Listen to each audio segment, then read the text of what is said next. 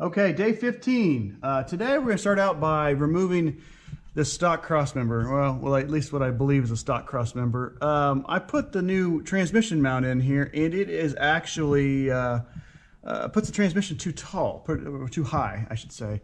When we lowered the rear end, it puts this thing within a finger's width of the hoop here in the center crossmember here, the trailing arm crossmember. So I went ahead and I bought this one from Early Classic Enterprises right here, which is actually for lowered trucks, which lowers down the tail end of the transmission.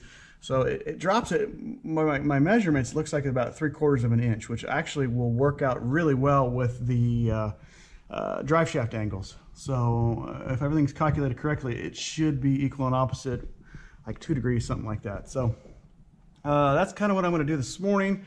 Get that started, and I'm also going to start running the brake lines for good. I've actually got them pushed up out of the way right now because I put some washers on the back side of these nuts right here for the U-bolts, for the lower control arms.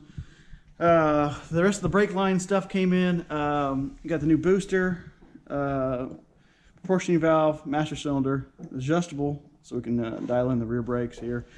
We also splurged and bought one of these Eastwood tubing flaring kits for the brake lines. Just since I've got to cut these things, I was going to do the nickel copper. Well, we still may if this doesn't work, but I thought this would be good to buy a good flaring kit. Also got the deburring tool to put the proper chamfers on inside and outside. So since we have to modify these inline tube line kit, especially back here at the rear, I got to shorten up the 2 lines going to each side, and also got to make this line that goes right here over here, since I'm actually changing that from the factory configuration. I'm going to give it a shot. It came with some extra lines, so I'm going to try a couple test flares, see how it works out. But that's kind of the goal for the day, is to get this crossmember changed out, get the brake lines hopefully all installed, get everything flared, and get the booster and everything installed. So that's kind of where I'm going to start out this morning, and just kind of see where it goes from here.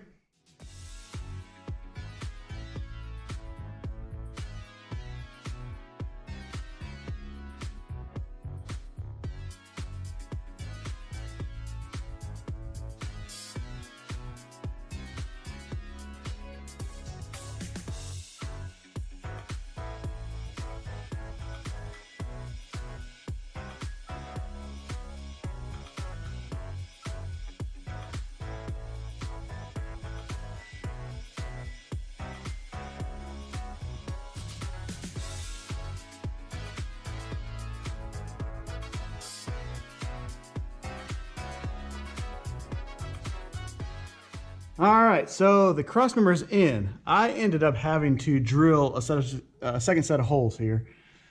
We were off by about 3/4 of an inch with this transmission. This is a Turbo 400. I have no idea what it is. I don't know. I'm fairly certain it's out of a late 70s truck, but get the motor mount to line up, I actually had to drill those holes a little bit short. So no big deal, just popped a couple of holes in. So it is in, the transmission's sitting where it needs to be. I'll check the angles once I get the truck back on the ground and get the bed on it, just so I can get proper angles. Just kind of eyeballing right now. I actually ended up putting, you can kind of see them up there, some washers in there to space that back up, because it was a little too low. This drive shaft was getting really close right here. So, but anyway, it's in here for now. So I'm going to go ahead and start working on the brake lines now, and see how far we can get with that. But so far so good, everything fits really well. All right, so I got the booster and the master and proportioning valve mounted.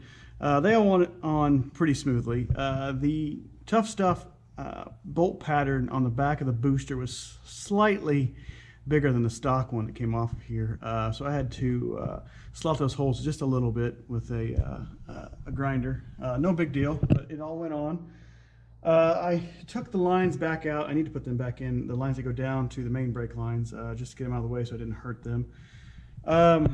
One thing that I did find, and I don't know where I have it sitting here, here it is. Ugh.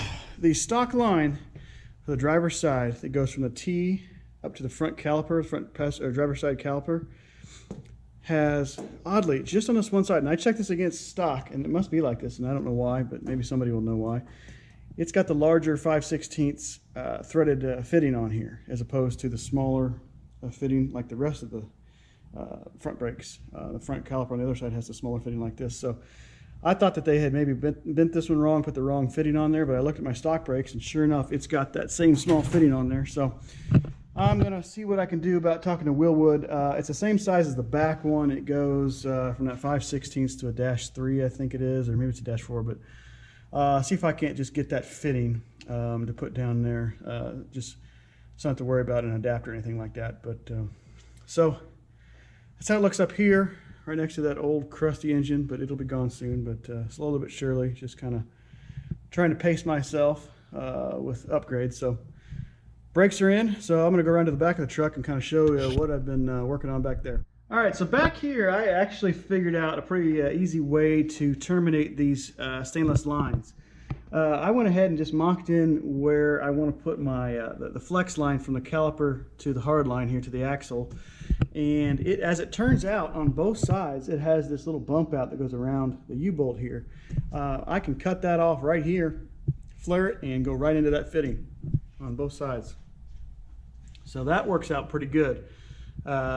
These mounting on here, Willwood just says, figured out. It's, you're on your own on this thing. So what I ended up doing was I ended up buying these little clamp-on tabs. They're actually from an off-road company that builds those rock climbing buggies or whatever. I ordered them. I'll have to look up and see where they came from. I'll put a link down below. But I think they were like $7 for 4 of them, something like that. I mean, the shipping was more than they were, but they worked perfect. I didn't want to weld onto this thing just because I'm kind of trying to keep it as able to go back to original as possible. I didn't want to cut anything, I didn't want to weld anything like that. So that's why I ended up doing the clamp-ons. The clamps, I actually bought these black powder-coated clamps, T-bolt clamps from Race Part Solutions.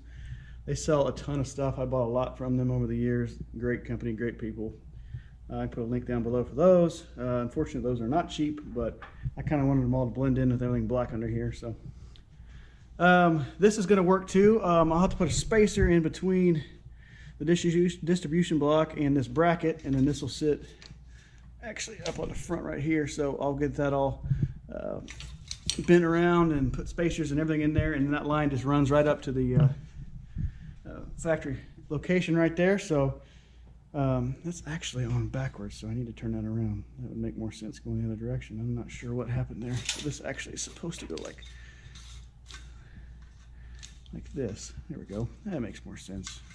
I was looking at that trying to figure out what was going on. So this actually sits on here like this. This will bolt down to the pumpkin, one of the pumpkin bolts, and then this will run up over here. And of course, it's come unplugged, but you get the idea. So that actually makes that real easy. So the only other unknown here, and I'm going to try to do those real quick, is what is cooking with those lines that go from the down below at the T and the union for the front and rear brakes up to the proportioning valve. So I'm going to pop the truck up in the air and see what we can do with that. All right, got the truck up in the air here, and made pretty good progress on the lines today. So they're all in, they're all mocked in, kind of loosely mounted. Everything goes where it needs to go. I got the unions here, and a T. I'm actually going to go buy new T's and unions. Somebody He-manned this one here and flattened out the flare inside there, so I'm going to get some new ones there. But as you can see, everything kind of routes like stock. It's a little bit different than the lines that came off of it, but close enough. So I'm going to do some tweaking.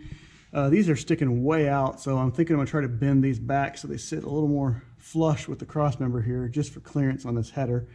Still got to put the header wrap on, or the heat wrap on those lines, just so we don't boil the fluid. I went ahead and put the lines going up to the master and the proportioning valve on here, so kind of go up there and show you that. It actually worked out pretty slick. We got really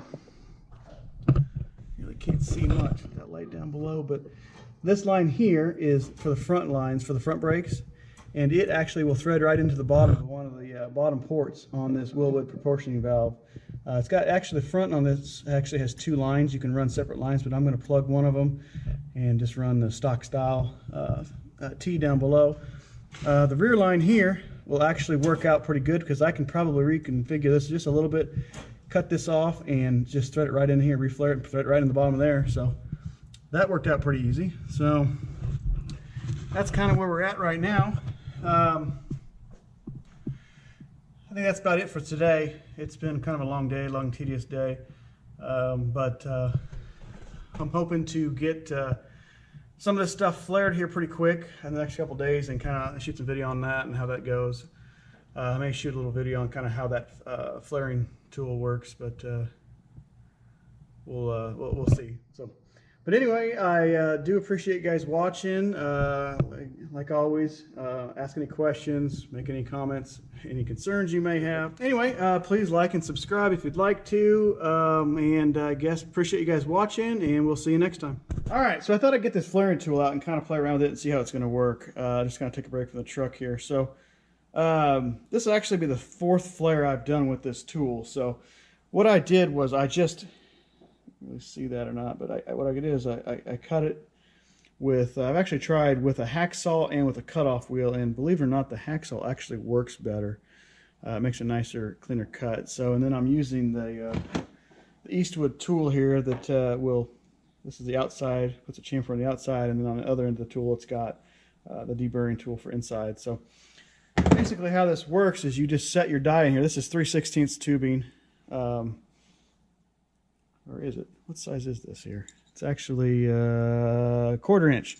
This is the 1/4 inch. This is the big line that goes to the back. This is that extra line that came with the inline tube kit that I'm actually, I just kind of cut it up just kind of practice because I'm not going to use it. So basically all you do is you just set your tubing in here. I don't know if that's showing up or not, but make sure it's got a flared side here. It's not really showing up very well. Oh, there you can see it there. Make sure the flares are both facing the, or the 45 degrees are both facing the tool here. And you just kind of set that out a little bit proud. Set this over here, set the pin, tighten it down a smidge. Then what you do is you do this, what is operation 0 here. And basically what that does is it flushes up the end of the tube with the end of the die. So you just pull that until it stops, and then you tighten down on top up here. So, and then what I've been doing here is I will go to, for operation 1 for 1/4 inch tubing is over here, right here. So what I'm going to do here is I'm just putting a tiny little bit of grease on there, just to allow for some lubrication on there.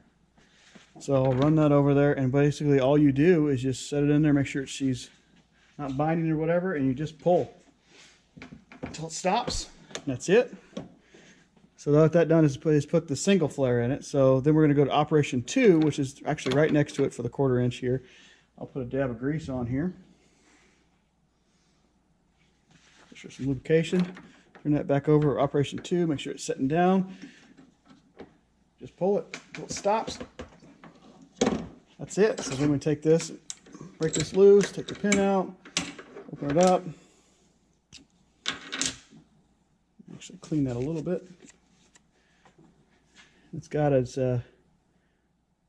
perfect double flare every time. So this thing, so far, is proven itself to be worth every penny. So that's what I'm going to do for the rear end. This inline tube, I think I mentioned this earlier, but it's actually annealed stainless, so it's a little softer than just regular stainless steel. So that makes bending these things and flaring these things really easy. So, but I thought I'd just kind of show how this actually works.